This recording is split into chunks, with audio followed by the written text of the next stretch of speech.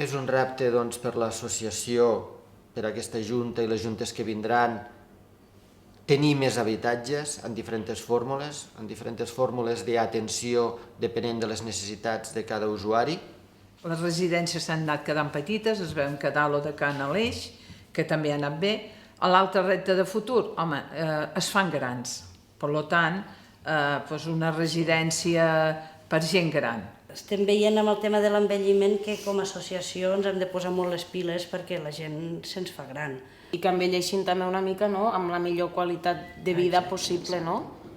Penso que és també cap aquí on hem d'anar. Exacte. I acompanyar... Tinguin l'edat que tinguin, vetllem per això, perquè tinguin la màxima felicitat i la màxima autorealització, d'alguna manera.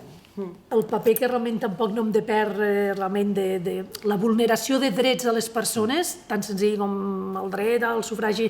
Quantes persones han manifestat clarament voler votar i encara no poden? Quantes persones, doncs, el dret a l'habitatge, no?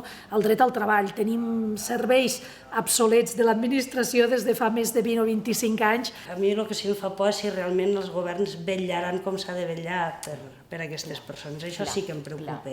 Encara que estiguem al segle XXI i pensem que haguem avançat molt, penso que ens queda com molta feina i no la podem perdre. En quin polític comprometem una mica perquè aquest polític amb el seu rol vagi a buscar un altre que tingui un rol més alt i ens donguin una escola nova. Vull dir, saps? Aquí està. A veure, això era un meu somni. Això s'ha de muntar.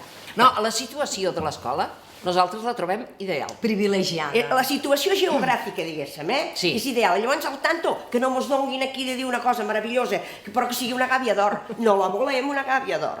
Vull dir, no la necessiteu.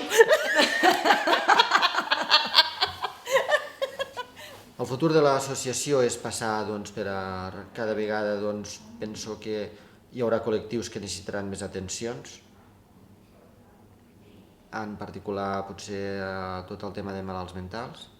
Que ens queda el gran repte també de com empoderem al màxim a les persones amb discapacitat, amb aquest nou model que n'hi diem una organització centrada en la persona, on qui acabi quasi bé planificant o dissenyant quins serveis falten siguin les pròpies persones, és a dir, quins seran els habitatges de futur, quin serà el treball, on volen realment acabar vivint i fent. La generació de nous projectes que es puguin autofinançar ells mateixos, que això és molt important. Intentar dependre el mínim possible de les subvencions també és un dels nostres grans reptes que tenim avui en dia.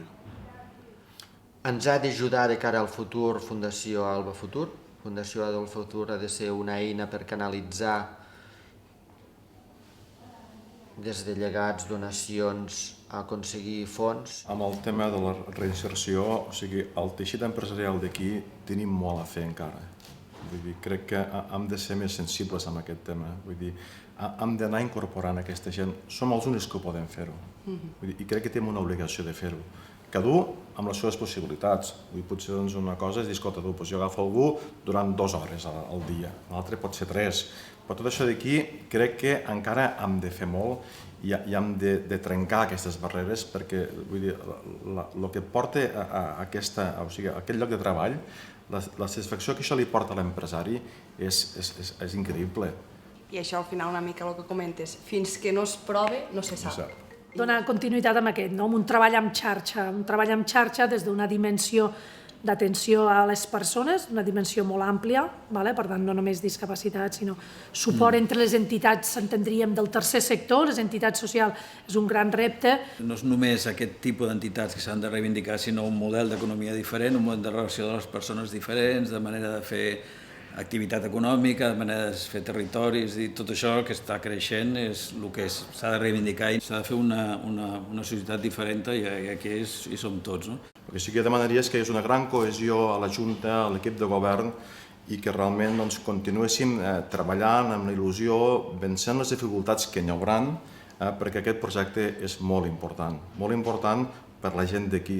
Que us ho estimeu. I que no es cansin i que es pugui realitzar tots els projectes, els bons projectes que hi ha, que jo em penso que... Tant petits com grans. Tant petits com grans, que... No us canseu mai de treballar per la causa, i la causa és l'associació, suposo. Aquí hi ha un qüestionament, diu, l'utopia màxima, no? Com ens diu la Teresa Ala, l'utopia màxima és que Alba deixi d'existir, perquè hem aconseguit una ciutadania plena, una ciutadania on les persones no hagin de tindre espais especials, sinó que realment puguin accedir amb màxima normalitat a tots els espais.